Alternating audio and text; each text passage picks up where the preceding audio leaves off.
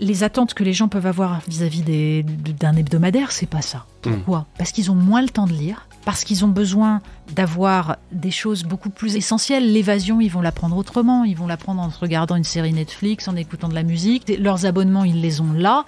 Nous, comment on fait pour les convaincre de venir chez nous ? Eh bien, on va leur parler des sujets qui sont essentiels. C'est-à-dire que je pense qu'on est en train de basculer, de changer d'époque sur le plan international, sur le plan de la question de la cohésion sociale. Et les sujets sur lesquels doit se concentrer un journal hebdomadaire, c'est ça.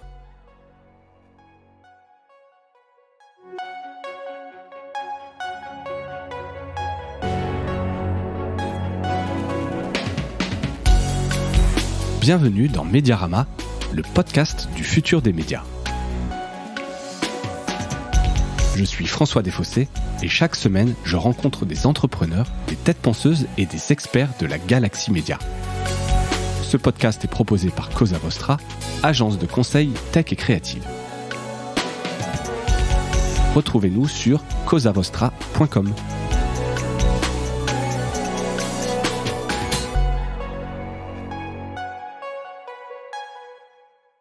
Bonjour à toutes et à tous et bienvenue dans ce nouvel épisode de Mediarama. J'ai le plaisir de recevoir aujourd'hui Natacha Polony. Alors pour ceux qui ne vous connaîtraient pas, journaliste et essayiste française, vous êtes notamment directrice de la rédaction de Marianne depuis 2018. Bonjour Nathalie. Bonjour. Natacha, pardon, c'est ça commence classique. bien. C'est parce que ça rime, Natacha Polony, on a envie de contracter, je vous pardonne. Bon, merci. Même si, mes parents ont choisi Natacha. Et non pas Nathalie, donc c'est bien Natacha. Alors vous êtes plus connue, je marquais, pour votre rôle de chroniqueuse à la télévision, notamment dans On n'est pas couché. C'est comme ça qu'on vous a découvert. Alors j'ai revu sur votre fiche Wikipédia, vous aviez fait bien d'autres choses avant, mais c'est vraiment ça qui vous a fait vraiment bien, en tout cas, être découverte du grand public. Mais c'est plutôt pour parler évidemment de Marianne que je vous reçois aujourd'hui. Alors j'évoquais quand même ce passage à la télévision parce que comment on passe d'une émission de grand public, presque de variété, j'ai envie de dire, et avoir jeté votre dévolu sur un hebdo papier où par rapport à la télévision, là on est clairement dans le temps long. C'est quand même un peu un grand écart. Oui, en même temps, premier point, le terme « jeter son dévolu », en fait, j'ai commencé à Marianne. Et j'ai été appelée pour prendre la direction après, mais parce que c'était ma maison, Marianne. Moi, mon premier travail de journaliste, je suis arrivée comme pigiste, ça fait 22 ans, c'était à l'automne 2002. J'ai proposé des piges à Marianne parce que ça correspondait, c'était le journal qui me correspondait le mieux. Il se trouve qu'ils avaient besoin de quelqu'un pour traiter les questions d'éducation. J'avais été prof, donc ils m'ont donné ma chance. Et j'y suis restée 7 ans. En fait, j'en suis partie quand Jean-François Kahn lui-même a quitté le journal en 2007, le fondateur de Marianne. Et après son départ, je trouvais que la ligne avait un petit peu changé, je m'y reconnaissais moins, c'est pour ça que je suis partie. Et j'ai été recrutée un peu par hasard par Laurent Ruquier parce que j'avais écrit des livres. Donc j'étais invitée sur certains plateaux de télévision, c'est comme ça qu'il m'a repérée, je pourrais vous raconter, je sais exactement quelle est l'émission qui m'a fait embaucher. Oui, j'avais été invitée par Thierry Ardisson pour débattre de bioéthique avec le professeur Friedman. Ouais. Et il se trouve que les amis du professeur Friedman étaient invités à l'émission, il y avait donc Bernard Kouchner et l'abbé de la Morandais. On était au printemps 2011, les printemps arabes, et à ce moment-là, Bernard Kouchner se lance dans une espèce d'ode à l'intervention en Libye pour expliquer que c'était génial, qu'on allait sauver des vies. Tout le monde applaudit sur le plateau. Friedman, l'abbé de la Morandais trouve ça formidable. Et moi, je dis, excusez-moi, étant donné le résultat en Irak, on voit ce que ça a donné, le droit d'ingérence, c'est peut-être pas une bonne idée. Enfin, je comprends qu'on veuille sauver des vies, mais y aller la fleur au fusil, il faut être prudent. Et là, tout le monde me regarde. Bernard Kouchner, en sortant de l'émission, dit à Thierry Ardisson devant moi, non mais il faudrait penser à inviter des gens sérieux. Et Thierry Ardisson, en fait, évacue le débat sur la bioéthique, ne garde que cette séquence-là. Et Catherine Barma et Laurent Ruquier ont vu cette séquence et se sont dit, elle sait tenir. Voilà, donc on va la tient en tête. C'est assez drôle, mais c'est un peu un hasard. Moi, je suis quelqu'un de l'écrit. D'accord, j'ai écrit des livres, j'ai écrit des articles, je suis une journaliste de presse écrite. Ouais, donc c'est retour un peu à la maison, entre guillemets, à vos premières amours. Marianne. Donc on l'a dit, ça existe depuis 2000... Depuis 1997, 1997. Fondée en 1997 par Jean-François Kahn. En fait, c'était au départ son projet de relance de l'événement du jeudi, le précédent journal qu'il avait fondé. Il y a travaillé pendant 1 an et demi, 2 ans. Et puis, au moment où il présente ça aux actionnaires de l'événement du jeudi, on lui dit « Écoutez, vous êtes fini, donc on va pas prendre votre projet. » Et là, il dit « Puisque c'est comme ça, je vais en faire un journal. » Et il fonde Marianne. Et il choisit de prendre ce titre, donc l'incarnation de la République, de mettre la liberté guidant le peuple sur la une, et à ce moment-là, on lui dit, vous voulez mettre un drapeau bleu, blanc, rouge sur la une, mais vous voulez faire un journal Front National.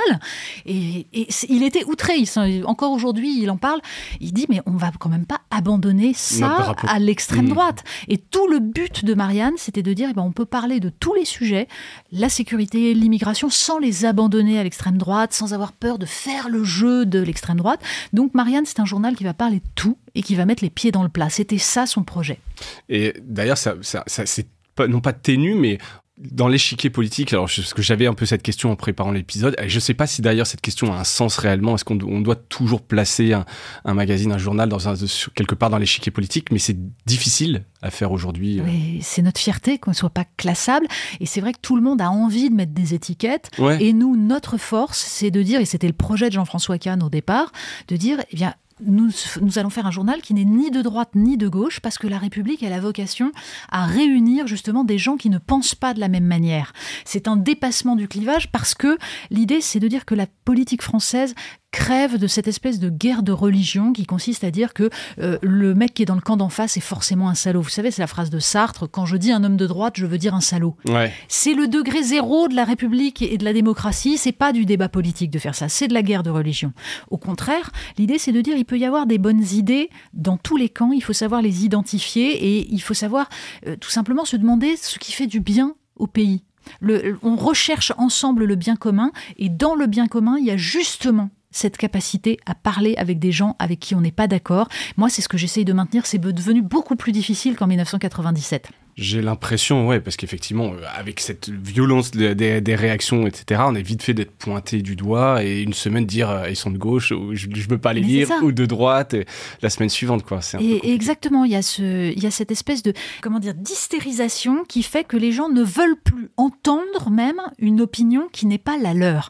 Or, quand j'ai commencé à Marianne, Jean-François Kahn disait un lecteur doit être d'accord avec 60% du contenu du journal. En dessous de 50%, il n'achète pas, donc c'est pas la peine, on a perdu.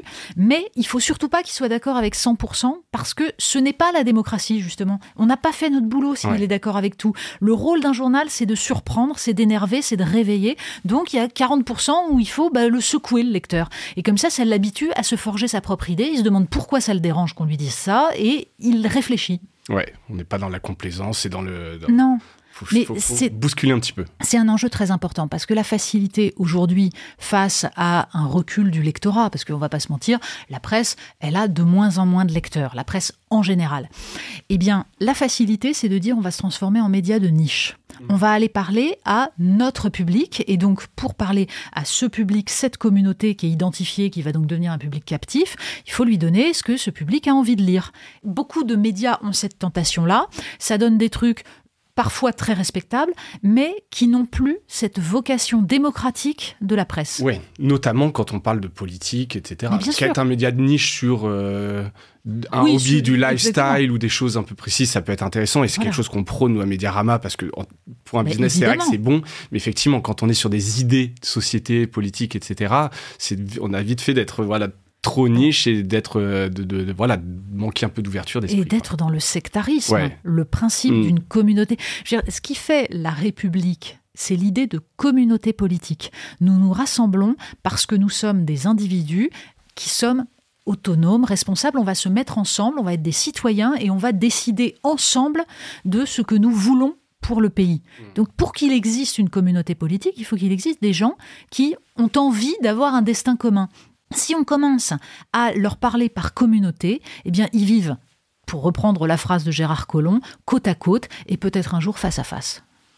C'est une belle formule, effectivement, et ça, vous luttez contre ça. Je reviens un peu sur la carte d'identité de Marianne en chiffres. Combien de journalistes aujourd'hui travaillent chez Marianne ? Alors, en tout, c'est-à-dire journaliste, dessinateur, secrétaire de rédaction, maquettiste, etc., nous sommes 55.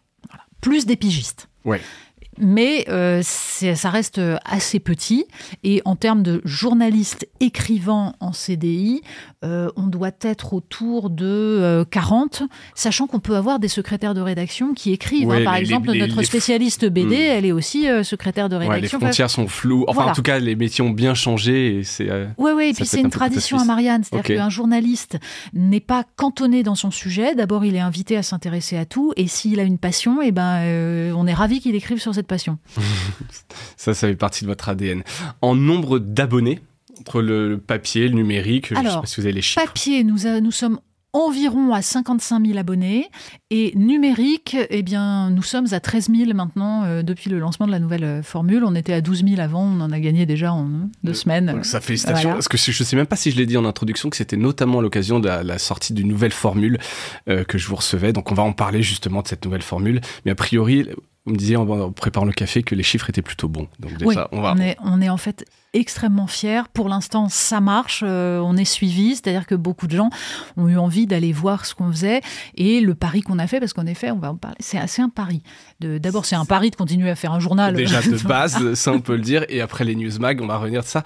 J'avais quand même une question qui est un peu d'actualité, à la lumière de ce qui s'est passé à la Provence avec ce petit scandale. Ce gros scandale. Gros scandale, en tout cas dans les médias, on en a pas mal parlé.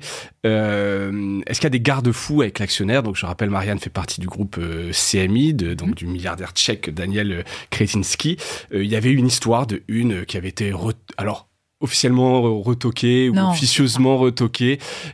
Aujourd'hui, comment ça fonctionne la relation avec l'actionnaire et votre rôle là-dedans? Petit point sur cette histoire de une, on parle de la une d'entre-deux tours de l'élection présidentielle de 2022, qui était la une, en gros, la plus scrutée, dans le sens où moi, quand je suis arrivée en 2018, des gens m'ont dit « Et alors, qu'est-ce que tu feras comme une ?»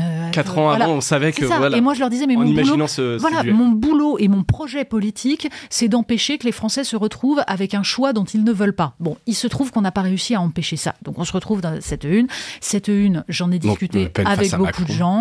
On avait choisi 2 mots qui étaient ressortis des discussions avec la rédaction, parce que j'ai refusé sur une comme ça de décider toute seule, comme font les autres directeurs de rédaction dans mon bureau, quelle une on va faire.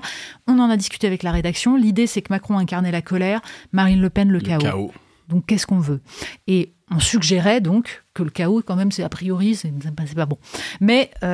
j'en ai discuté avec plusieurs personnes. Il se trouve que j'ai eu l'actionnaire à ce moment-là au téléphone pour un autre problème.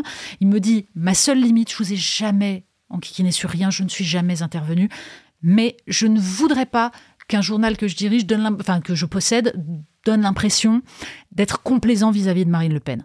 Vu l'histoire de Marianne, c'était pas le sujet et c'était hors de question. A priori, oui. Et donc, j'ai précisé sur la une, parce que, après réflexion, je me suis dit, en fait, on est un peu faux cul. La colère ou le chaos, j'ai précisé, malgré la colère, éviter le chaos, parce que après plusieurs discussions, donc j'avais parlé avec Jean-François Kahn, Jacques Juillard, qui était notre éditorialiste, etc. Et je me suis dit, il faut assumer. Est-ce qu'on peut les mettre sur le même niveau, ou est-ce qu'en fait Il y avait des gens dans la rédaction qui voulaient qu'on mette sur le même plan Emmanuel Macron et Marine Le Pen. Ce n'était pas la tradition de Marianne et ce n'était pas la volonté de la majorité de la rédaction. Mais du coup, comme il y avait des accords en fait politiques au fond, ça a donné un truc qui fait que la société des rédacteurs s'est émue du changement de mots qui, entre nous, n'est pas particulièrement énorme. Donc ça, voilà, point d'ordre. C'est la seule fois où on a pu me dire « Oh, votre actionnaire ». Voilà. Pourquoi ? Parce que tout simplement, on a un actionnaire.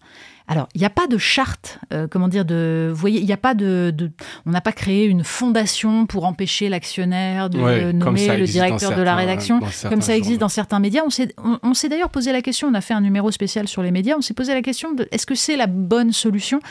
C'est une question compliquée et je n'ai pas la réponse. Ce que je sais, c'est que, j'allais dire, je suis un peu une exception dans la presse, c'est-à-dire que Daniel Kretinsky m'a nommé à la tête de la rédaction de Marianne, alors que nous avons des opinions qui sont aux antipodes. Ça, il faut le dire quand même. Non, mais Daniel Chretínský, c'est quelqu'un qui pense que le néolibéralisme, c'est génial, la mondialisation est heureuse et que ça enrichit les classes populaires et les classes moyennes des pays occidentaux, qui trouve que l'Union européenne, c'est formidable. Et bon, il a des critiques, heureusement, parce que c'est quelqu'un de plutôt intelligent. Donc, mais on se retrouve, je veux dire, le seul sujet sur lequel on se retrouve, c'est sur l'importance des GAFAM et le fait qu'il faut contrer le monopole des GAFAM. C'est à peu près le seul sujet sur lequel on est d'accord. Sinon, vous voyez, la vision de l'idée. Vous regardez Marianne, on est un journal très critique sur le néolibéralisme, très critique sur la mondialisation. Conservateur.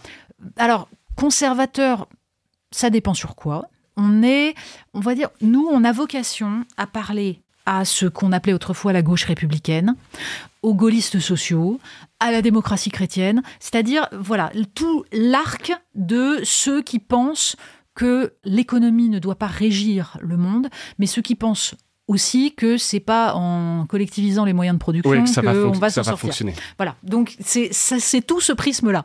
Donc vous voyez que notre actionnaire, il m'a nommé moi parce qu'il a compris que Marianne, s'il voulait que ce journal vive, ne représenterait jamais ses idées à lui. Alors pourquoi il a racheté Marianne ? Parce que c'était il arrivait sur le marché français, c'est le premier journal qu'il a acheté, quoi, c'est tout. Et que c'était une façon de mettre le pied dans les médias français. Un titre qui avec a un titre belle, qui a belle comme, marque, voilà. une belle histoire, etc. Exactement.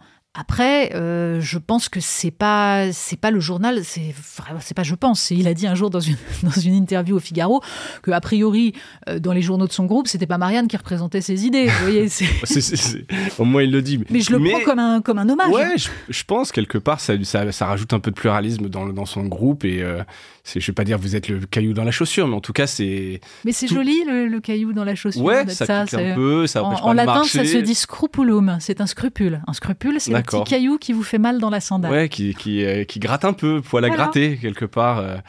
Donc bonne relation et a priori. C'est-à-dire pas de relation en fait. Pas de relation. Qui est quand même beaucoup mieux. Ouais. Donc vous voyez, quand nous on fait en pleine campagne présidentielle une sur Alexis Colère, l'homme qui a dépecé la France, où on explique que où en gros il a une action sur la politique industrielle française qui est néfaste.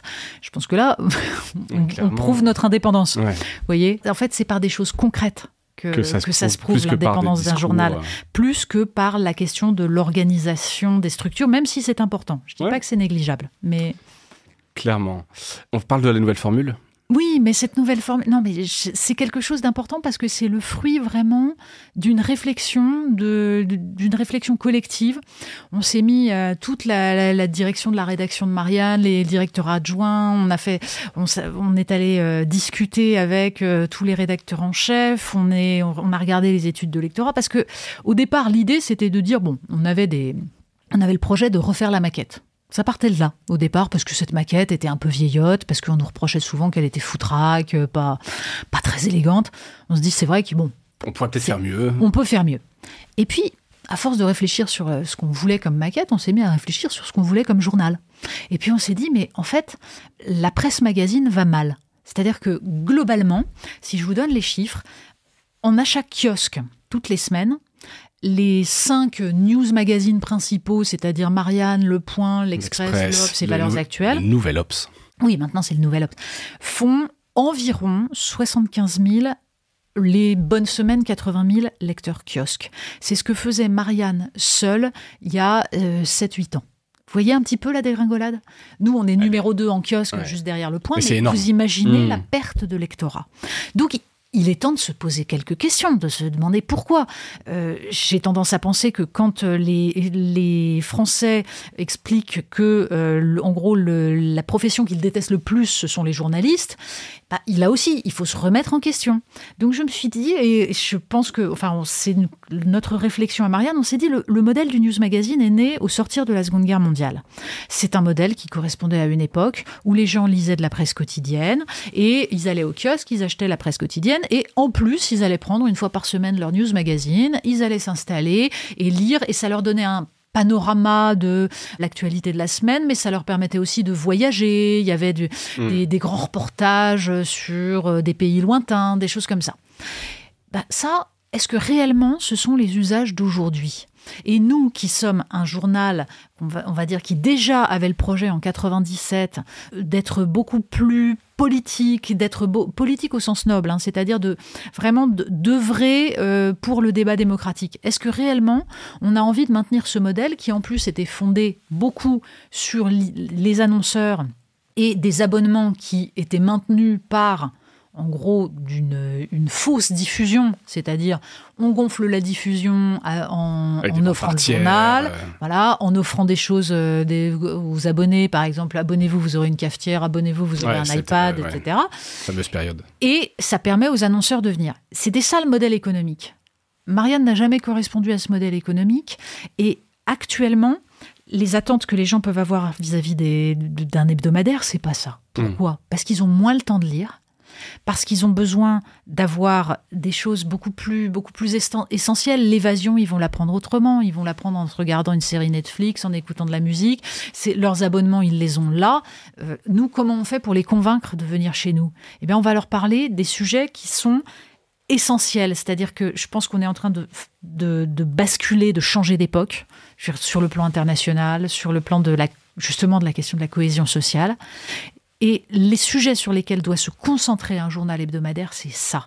Et c'est vraiment l'analyse de la société, des tendances, mais aussi la géopolitique, et tout ça avec une dimension pédagogique. C'est-à-dire comment on fait pour aller chercher des gens qui n'ont pas forcément les codes anciens de la presse. Vous voyez, cette semaine, on leur parle de la dette. Eh bien, on fait une espèce de panorama, parce que la dette, le déficit, c'est pas a priori des sujets très sexy. Non.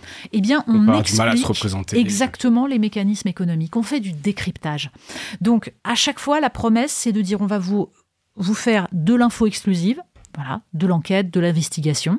On va vous faire du décryptage extrêmement pédagogique et on va vous faire une vision mordante, ironique des évolutions de la société. Et ce mix-là, ça va sur une pagination qui est réduite, comme ça vous avez le temps de lire tout le journal, beaucoup de petits papiers très très mordants et des grands papiers donc de décryptage, d'enquête. Voilà.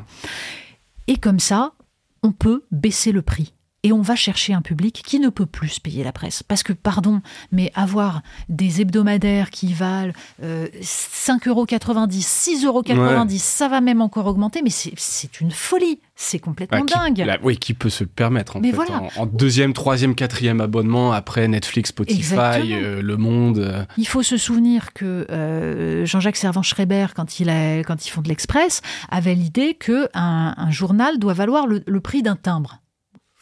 C'est plus le cas du tout. On est sur du timbre de collection, quoi. Mais en revanche, il faut se dire qu'on va rester accessible. Marianne, à sa fondation en 97, c'était 50 personnes et un journal à 10 francs, c'est-à-dire déjà moins cher. Et ben nous, on renouvelle ça. Donc l'idée de baisser le 3,50 prix à 3,50 € versus 4 €. On était à 4,40 €, on était 4... déjà les moins chers. Ouais. Et en fait, si on avait continué, on était obligé d'augmenter le prix. Parce que le prix du papier a augmenté, le prix de l'énergie a augmenté, et donc on serait passé à 4,90 €. Donc là, on change de formule, et du coup, 3,50 €, ça permet à des gens qui lisent plus la presse de revenir la lire. Parce que je crois profondément que la presse papier, ça peut encore intéresser des gens. Et puis le gros avantage, c'est quand même que on fait le pari de la presse papier, mais on fait aussi le pari du net, c'est-à-dire qu'il faut, à mon avis, maintenir les deux. Et là, l'avantage d'une formule plus concentrée, plus ramassée, comme c'est à effectif constant, on rebascule tous ces journalistes, des ressources, pour nourrir le web, où là, on invente des nouveaux formats pour aller parler à un public plus jeune, un public qui ne va pas acheter du papier, etc. Ouais. Est-ce que justement, sur le net, c'est plus difficile d'avoir un positionnement newsmag hebdomadaire. Enfin, en tout cas, vous luttez contre le temps réel, des réseaux sociaux, des grosses rédactions, Le Monde ou les Ouest France, qui sont vraiment des très grosses rédactions. Est-ce qu'il y a un code que personne n'a réussi encore à craquer sur comment, en tant que newsmag, on se positionne sur Internet ? Alors, vous avez tout à fait raison, c'est le format le plus difficile. Ouais. Parce qu'en fait, les rédactions de quotidien, elles ont les journalistes qui permettent de basculer. Ils ont des desks, et les seules sur la réussites, news. les seules réussites pour l'instant de modèle économique. Et encore, on nous dit, ça marche, la bascule sur le net. Regardez le New York Times. Le New York Times, le Washington Post, 1800 personnes. Oui. Je rappelle, nous sommes donc 55. Bon. Non, ça n'a rien à... Et le New York Times ne vit pas de ces articles. En fait, ils vivent de tous les à côté, les recettes de cuisine, les jeux, les événements. Athletic, ils ont racheté, c'est presque même plus c'est un groupe média, c'est une énorme diversification, on s'abonne plus juste pour lire les articles du New York Times. Ça, et donc, nous, on joue pas dans la même catégorie. Donc, il faut se différencier. Eh bien, déjà, on n'essaye pas de faire du quotidien sur le net, on fait du magazine sur le net et on fait du Marianne sur le net. C'est-à-dire que le ton doit être différent. Il doit y avoir évidemment des enquêtes exclusives. Je crois qu'aujourd'hui, l'investigation est un des éléments qui permet de s'abonner. La seule réussite sur le net en France, c'est Mediapart. Ouais. Et c'est pas un hasard. C'est l'investigation, c'est les scoops. D'ailleurs, vous êtes musclé, vous l'avez dit tout à l'heure, sur ce pôle investigation, avec notamment le recrutement de Marc Endeveld. Marc Endeveld, qui est un excellent journaliste d'investigation. Ouais. Et on en a d'autres. Je veux dire, on a Emmanuel Lévy et Vanessa Ratignier qui nous ont sorti tous les scoops sur, par exemple, les autoroutes, la privatisation des autoroutes. Ouais. C'est eux. La question de la BPI, qui est aussi une des révélations qu'a faite Marianne ces derniers temps, donc la Banque publique d'investissement et tout le détournement qu'il y a pu y avoir, c'était dans Marianne. Le fonds Marianne, qui n'a pas de rapport avec le titre magazine, je préfère le préciser quand même, mais c'était ce fonds... C'était ce fonds créé par Marlène Schiappa. Au meurtre de Samuel Paty, exactement. Pour un peu aider des associations qui lutteraient contre ça. Voilà, et c'est notre journaliste Gabriel Libert qui est aujourd'hui décédé, au milieu de son enquête, et donc l'enquête a été reprise par Gérald Andrieux, directeur adjoint de la rédaction, qui suivait l'enquête de Gabriel. Et donc, c'était lui qui avait sorti cette histoire-là, qui avait tout simplement gratouillé, parce qu'il ne comprenait pas pourquoi on ne trouvait pas les noms des associations qui allaient recevoir ces fonds. Il s'est dit, c'est quand même curieux, il est allé fouiller. Et il a fouillé pendant des mois, parce que c'est un travail de fond, en fait. C'est un travail très important. Mais ça coûte cher, ça, quand même. Mais exactement, c'est pas on reçoit une dénonciation dans une boîte aux lettres et Voilà, c'est vraiment quelqu'un qui a une intuition et qui ensuite ne va pas lâcher le morceau. Et ça nécessite d'avoir évidemment des gens qu'on peut rémunérer pour ça, donc un modèle économique. Et donc, mais en même temps, c'est typiquement ça la valeur ajoutée du journalisme. Et c'est vrai et alors nous, en plus, quand on a sorti le fonds Marianne, vous comprenez bien que nous, on défend la laïcité, l'idée qu'il faille lutter contre le communautarisme, c'est important pour nous. Donc on s'est dit, mais est-ce qu'on n'est pas en train de se tirer une balle dans le pied, exactement. Nos propres idées. Et en fait, notre idée, c'est de dire, mais justement parce que nous défendons ça, on ne va pas laisser détourner cela. C'est une cause qui doit être propre, qui doit être impeccable. Il faut bien le faire. Donc nous sortons cette enquête.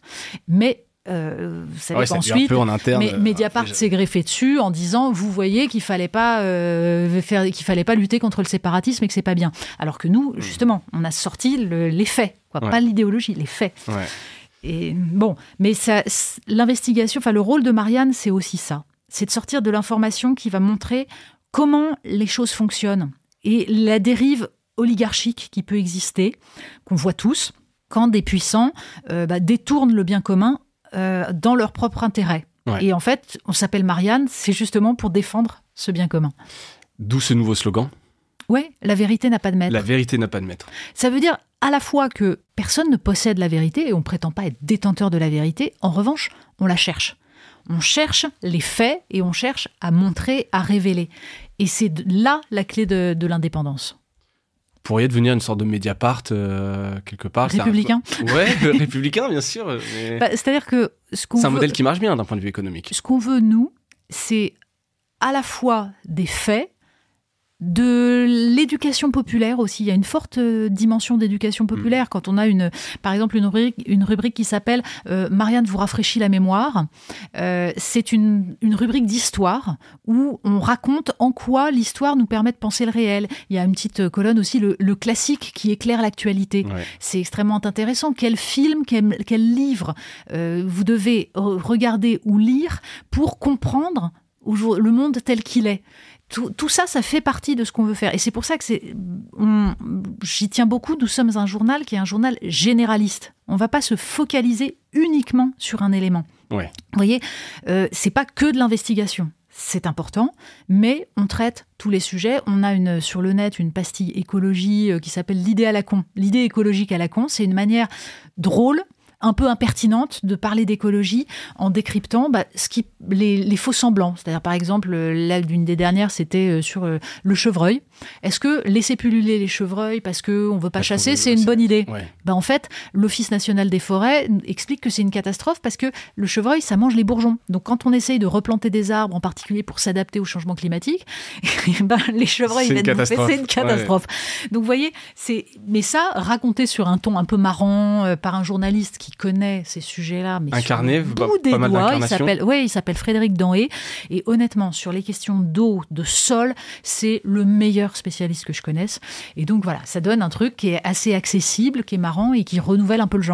D'accord, et qui est disponible ça que sur le site. Alors ça, c'est une vidéo, format vidéo sur le site. Mais aussi sur les réseaux sociaux. Parce que l'idée, c'est évidemment de passer par Instagram, TikTok, pour aller chercher, là aussi, un public qui n'a pas l'habitude de la presse écrite et leur parler par ce genre de pastilles. Ouais, donc rajeunir les audiences. Est-ce que... Oui.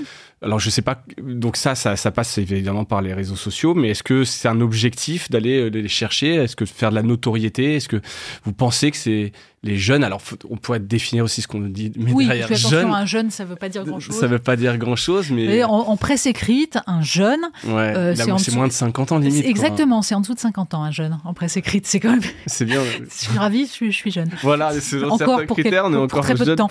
Pareil. Mais, je sais pas, des gens de 20 ans, 30 ans, est-ce qu'ils connaissent Marianne? Alors, bien sûr qu'ils connaissent Marianne, il y en a vraiment pas mal qui connaissent, même si on est très lucide là-dessus. Le Point, l'Express, bon, parce que c'est pas forcément bien, mais c'est le magazine qu'on voyait chez les grands-parents. J'exagère un petit peu, mais en tout cas, c'est une histoire. Marianne, c'est quand même plus récent. Je sais pas s'il y a ce rapport... Il y a un rapport assez, très fort avec des jeunes gens qui ont appris à s'intéresser à la politique grâce à nous.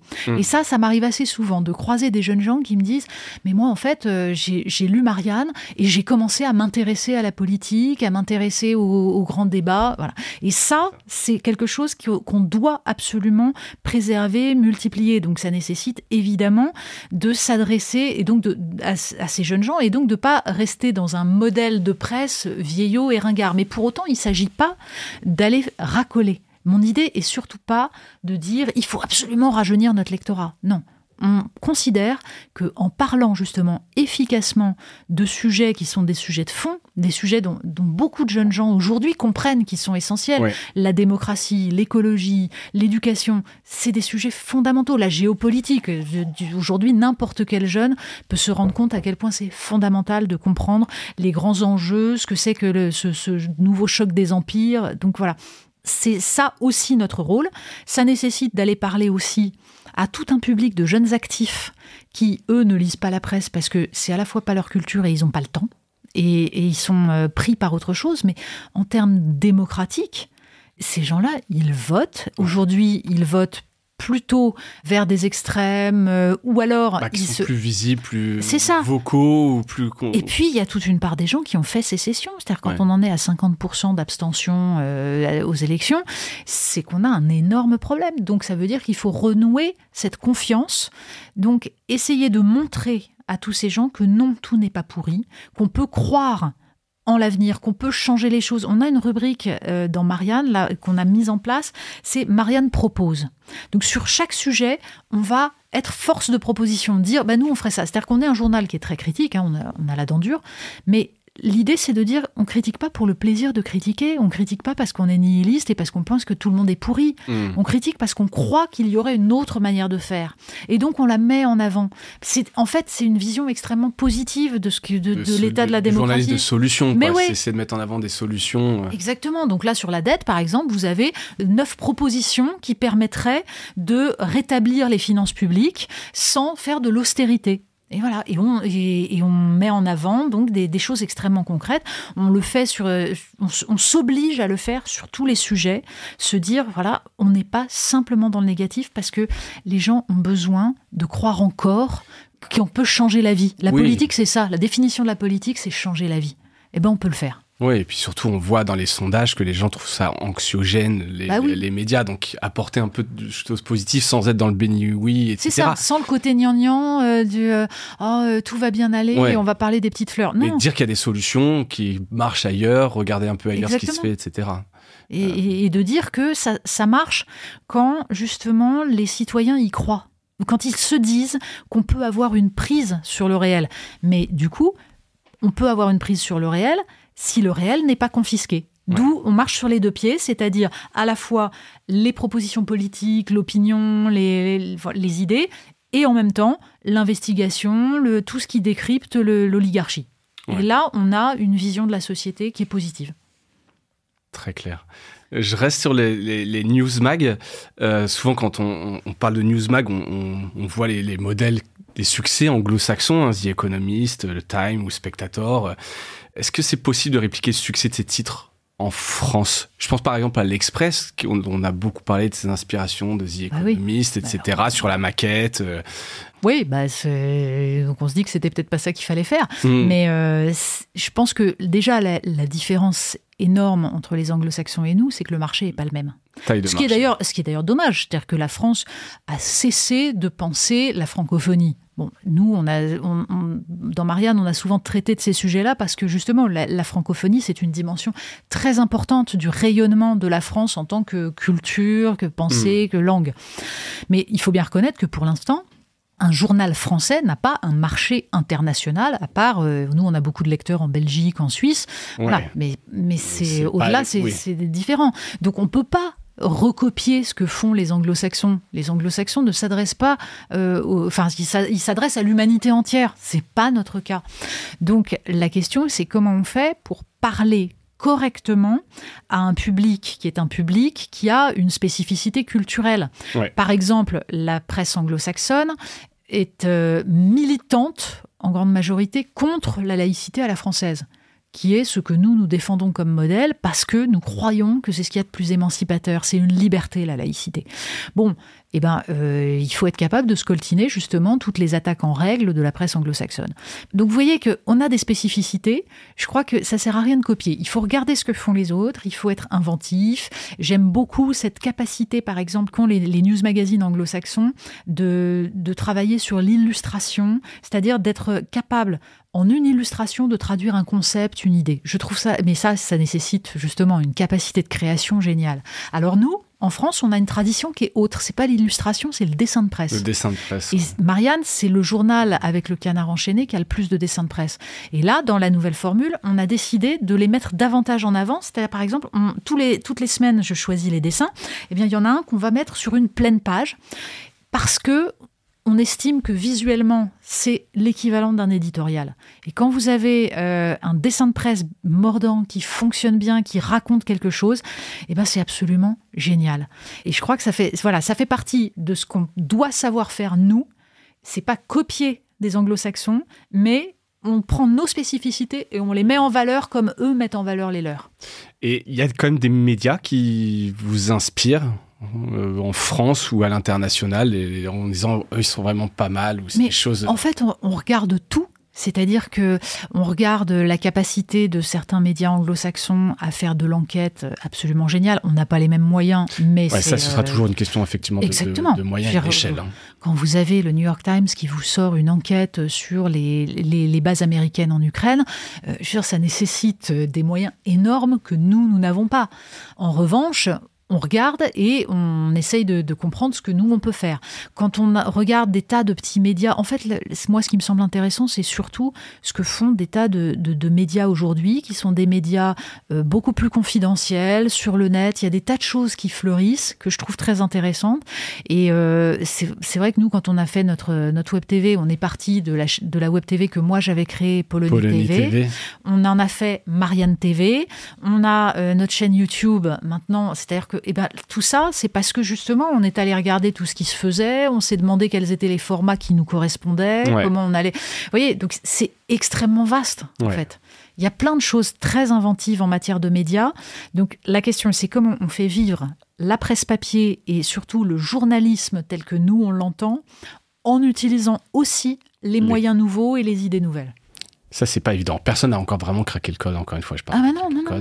Mais en même temps, moi, mon idée, c'est que on va pas. Je suis pas là pour accompagner le déclin de la presse papier. J'ai pas envie. J'y crois. Donc, j'estime que il y a des problématiques majeures. Par exemple, la presse papier est confrontée au pillage de ses contenus par les GAFAM. C'est un enjeu essentiel. Et c'est vrai que à échelle de 10 ans, je ne sais pas s'il existera encore du journalisme tel qu'on l'entend, si on laisse faire les GAFAM et maintenant les intelligences artificielles génératives. C'est une catastrophe absolue, les gens ne se rendent pas compte. C'est-à-dire que c'est la question des droits voisins, ça a l'air complexe comme ça, mais comment on fait pour que les journaux soient rémunérés de tous ces contenus que les réseaux sociaux réutilisent et que maintenant les IA vont réutiliser. C'est hyper complexe. Qui paye ? Ouais.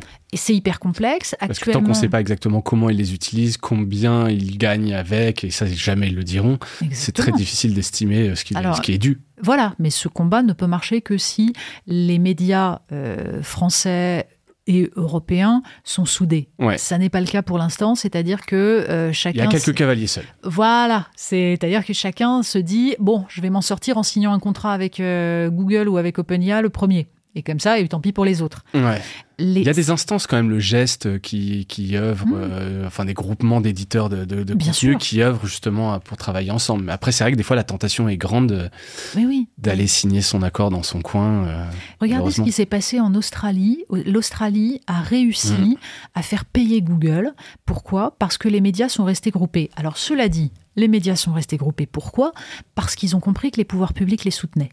Ouais. C'est politique. C'est-à-dire, est-ce que réellement la puissance publique aujourd'hui a compris qu'il fallait absolument agir ? Je ne suis pas certaine qu'en France et en Europe, les politiques aient bien compris l'enjeu. Or, tant qu'ils n'auront pas compris, les journaux, les médias joueront cavalier seul en se disant « je vais essayer de m'en sortir et tant pis pour les autres ». C'est la crise, c'est la guerre, donc quelque part... Bien sûr. Ben oui, sauf que, vous voyez, l'accord que Le Monde a signé avec OpenAI, pourquoi c'est dangereux pour les autres ? Tout simplement parce que ça va mettre en avant les contenus du Monde, très bien, mais on sait bien qu'OpenAI ne va pas signer un contrat avec tous les journaux. En tout cas, donc, pas les petits, pas les petits moyens. Donc, de deux choses l'une, soit les autres se feront piller sans être rémunérés, soit ils disparaîtront soit ChatGPT n'utilisera plus leur contenu et donc de toute façon ils disparaîtront petit à petit par manque de lecteurs puisque pendant ce temps-là les gens ne liront plus et iront se tourner vers des intelligences artificielles. Donc de toute façon c'est catastrophique. Mais ça visiblement les politiques n'ont pas l'air de comprendre pour l'instant. Je suis pas sûr qu'ils soient bien encore taqués en termes de maturité là-dessus. Pardon, mais c'est leur boulot. Ouais. Ça devrait, je sais pas, je pense qu'il y a, encore une fois, un enjeu démocratique. C'est-à-dire que si on détruit le journalisme tel que nous l'entendons, c'est-à-dire la capacité d'une rédaction à rémunérer des journalistes pour faire de l'enquête de fond, de long terme, de la vérification, c'est pas seulement de la vérification, parce que ça... Non, mais de l'enquête de fond, pardon, je voulais dire en tout cas aller sur le terrain et effectivement... C'est-à-dire non pas seulement vérifier les infos qui sortent, mais faire sortir de l'info. Ouais. Ça prend du temps et donc ça coûte de l'argent. Si ça n'existe plus, comment vous faites dans 10 ans, dans 20 ans pour faire vivre une démocratie ? Pardon, mais c'est un enjeu énorme. On peut en vouloir. Je suis la première à dire que les journalistes devraient balayer devant leur porte et se demander pourquoi les gens n'ont plus confiance en eux. Mais il n'empêche que le journalisme, c'est essentiel, c'est important et qu'il y a une valeur ajoutée. Non, tout le monde n'est pas journaliste parce qu'il crée un contenu sur des réseaux sociaux. Non, ça n'est pas vrai. Pourquoi ? Parce que le journaliste, il est responsable de l'information qu'il transmet. Il la transmet en son nom, parce qu'il l'a vérifiée et parce qu'il sait qu'on pourra lui demander des comptes. Et derrière, ça veut dire qu'il y a une technique pour faire de l'enquête. C'est-à-dire que vous sortez pas n'importe quoi comme ça, non seulement sans l'avoir vérifié, mais en mettant en danger les gens qui ont porté cela.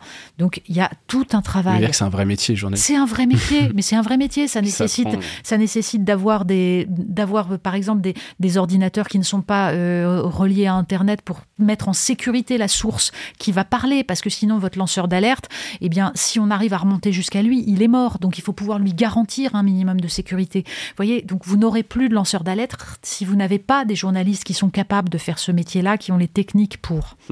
Donc c'est important. C'est bien dit, effectivement, et ça dépasse la simple vie d'un média. En tout cas, on sent bien l'importance. Si on prend un petit peu de hauteur, alors de hauteur, on a pris là de la hauteur, mais plutôt on regarde dans le futur, c'est quoi les futurs projets pour Marianne et sa rédaction? Donc là, vous venez de faire un gros projet. Ouais, la nouvelle formule, énorme. Il va falloir digérer ça, effectivement, mais vous avez en tête des futurs projets alors, oui, pas l'IA, a priori, pourquoi pas l'IA. Il y a l'équipe qui vient d'annoncer là un système avec l'IA générative pour les résumer des commentaires. Je trouvais ça assez malin. Évidemment, il faut... Enfin, je veux dire, l'IA est là. Il faut se demander comment on va l'utiliser. C'est-à-dire que ça peut être extrêmement intéressant, par exemple, pour générer de l'infographie à partir de masses de données, ce genre de choses. Et ça peut faire gagner du temps à des journalistes pour faire leur travail d'enquête, bien sûr. Donc, ce serait stupide de ne pas en tenir compte, de ne pas en vouloir. En revanche, une IA qui, par exemple, écrirait des articles, comme ça se fait déjà dans certains médias qui ne le disent pas, eh bien, ça me semble catastrophique. Rien ne va remplacer la plume du journaliste et sa capacité, justement, pas seulement à ressasser ce qui existe déjà, parce que le principe d'une IA, c'est ça, c'est qu'elle parle de ce qui existe déjà. Voilà, ouais. Mais faire émerger une info nouvelle et une pensée nouvelle, c'est plus intéressant. Mais bon, donc évidemment qu'il faut réfléchir à tout ça. Nous, nos projets, c'est maintenant d'utiliser les forces qu'on a libérées sur le net pour créer des nouveaux contenus, pour créer des nouveaux formats. On est en train d'en inventer des rendez-vous pour nos internautes, que ce soit dans des enquêtes d'investigation ou que ce soit dans des choses, par exemple, puisque l'éducation est un des domaines absolument essentiels et qu'on pense que c'est le cœur du projet républicain, ça fait partie des sujets qu'on va essayer de pousser. Et je pense que donner de l'information, là aussi, et du débat sur les questions d'éducation au sens large aux professeurs et aux parents et aux citoyens qui a compris que c'est un sujet important, ça me semble un élément qu'il faut mettre en avant. Donc vous voyez, c'est vrai que nous, on est plus sur des réflexions sur qui mêlent le fond et la forme, le contenu et les formats, en fait.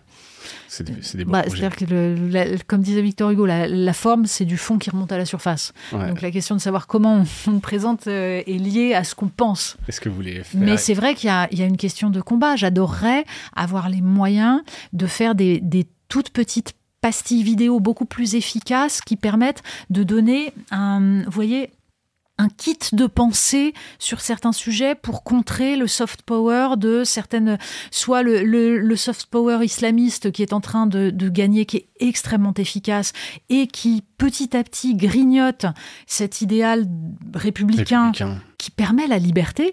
Comment on fait pour contrer ça? C'est un combat culturel. Vous voyez, convaincre des jeunes gens, parce qu'on voit très bien que dans les études d'opinion, on est en train de perdre la bataille, convaincre des jeunes gens que la laïcité à la française, c'est un modèle d'émancipation. Pourquoi c'est un modèle d'émancipation? Parce que ça permet aux individus de ne pas être assignés à leur naissance, à leur communauté de naissance, au déterminisme lié à cela. Donc, on a le droit de croire, de ne pas croire, on fait tout ce qu'on veut. Mais la laïcité, c'est ce qui permet à des individus de se dire peut-être que je ne vais pas croire comme j'aurais dû, je vais changer de religion, je vais ne plus croire. La liberté. Voilà. Et ça, c'est la puissance publique qui doit le garantir. Parce que, par définition, les religions, elles ont tendance petit à petit à essayer de se compter. Ouais. Et la liberté, c'est pas ça. Et donc, expliquer à des jeunes gens qui aujourd'hui pensent que la loi de 2004 sur les signes religieux, c'est une loi islamophobe et oppressive, leur expliquer pourquoi cette loi existe et ce qu'elle signifie, mais c'est un combat. Quand j'entends des jeunes me dire « Oh, mais ça cible les filles parce que c'est elles qu'on empêche de porter le voile ». Non, ce sont les religions qui ciblent les filles, en fait. Ouais. Le problème, c'est ça. C'est pourquoi les religions ont besoin que les filles se couvrent parce qu'elles sont coupables du désir qu'elles suscitent. Ouais. Donc, comment on tient ce discours-là à des jeunes? Et ça, vous n'avez pas encore trouvé le bon format Justement, pour faire passer ces idées-là, quelque chose qui serait un peu viral, mis en scène. Exactement. Ça se pense d'expliquer tout ça. Alors évidemment, c'est difficile parce que justement, c'est une pensée complexe. Ça nécessite de rappeler l'histoire. Ça nécessite de rappeler que la laïcité à la française, elle pas existe. Juste une punchline. C'est ça. Elle existe parce qu'il y a eu des guerres de religion. Nous, on s'est étripés en Europe. On sait ce que c'est que de s'entretuer pour des religions. Ensuite, c'est 1789. C'est-à-dire, c'est le peuple souverain. C'est-à-dire, pour la première fois, des êtres humains se disent. Enfin, d'ailleurs, c'est pas la première fois dans l'histoire, mais tout à coup, là, après 1000 ans de royauté, on se dit, mais en fait, on va s'assembler entre êtres humains, sans rapport à une transcendance, pour décider de nos lois. C'est génial, mais c'est ça qu'il faut expliquer, c'est la liberté. C'est un endroit où on peut exister sans Dieu, mais merci, il n'y en a pas beaucoup dans le monde. Donc voilà, expliquer ça à des jeunes, il faut trouver le bon format. Et ça, c'est un travail qu'il faut faire, parce qu'encore une fois, il y a un combat culturel pour la liberté, pour l'égalité, pour la fraternité. Et donc ça, vous êtes à la recherche on y travaille, on essaye formats, on teste des choses, on essaye d'être un peu novateur, d'avoir une force de conviction et de s'adapter un petit peu à ce qui peut intéresser des jeunes gens qui vont pas aller lire une thèse papier ou aller acheter en kiosque, un magazine. Exactement, on a conscience que c'est pas avec des articles très savants sur ces sujets-là qu'on va les convaincre, mais c'est en leur parlant un langage accessible, mais en même temps qui les amène vers la complexité. Ouais. C'est tout un travail qui est sur le long terme. Ça va pas se faire. Oui. Ça va pas se faire comme ça. On arrive au bout de cet épisode, Natacha. Est-ce que vous avez un truc cool à nous recommander ? Alors, j'ai plein de trucs cool. Je vais vous recommander un truc, mais qui est en lien avec ce que je viens de dire. Moi, une série que j'ai beaucoup aimée, là, c'est La Fièvre, d'Éric Benzekri, qui est sur la plateforme Canal, et qui raconte justement comment, à partir d'un fait, un footballeur qui colle un coup de boule à son entraîneur lors d'une remise de prix, et petit à petit, une société peut basculer parce que les uns et les autres ont intérêt à utiliser le communautarisme dans un sens ou dans un autre, la guerre identitaire, et comment ça peut aller très très vite. Je trouve que cette série nous raconte, alors je ne voudrais pas qu'elle nous raconte notre présent, mais j'espère qu'elle ne nous raconte pas notre futur. Plutôt une dystopie, que ça n'arrive pas, en tout cas, donc La Fièvre sur les plateformes de...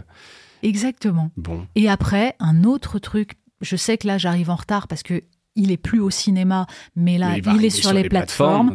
Et il a eu un prix, il a été récompensé au César. Le règne animal, franchement, est un film bouleversant. J'ai adoré ce film. Allez le voir, emmenez vos adolescents le voir. C'est un très beau film sur l'adolescence et sur la façon dont il faut accepter l'autre, même quand on ne le comprend pas. Belle parole pour terminer cet épisode. Merci beaucoup, Natacha. Merci. Pour ce temps et bravo pour ce projet. Donc, je rappelle, Marianne, nouvelle formule, 3,50 € en kiosque et sur abonnement et surtout sur le net maintenant. Donc, plein de belles choses à voir. Et bravo pour les chiffres qui étaient a priori bons. On espère que ça va continuer, bien sûr. Et s'inscrire dans le temps. Merci à toutes et à tous d'avoir écouté cet épisode et je vous dis à bientôt. À bientôt. Natacha. Merci.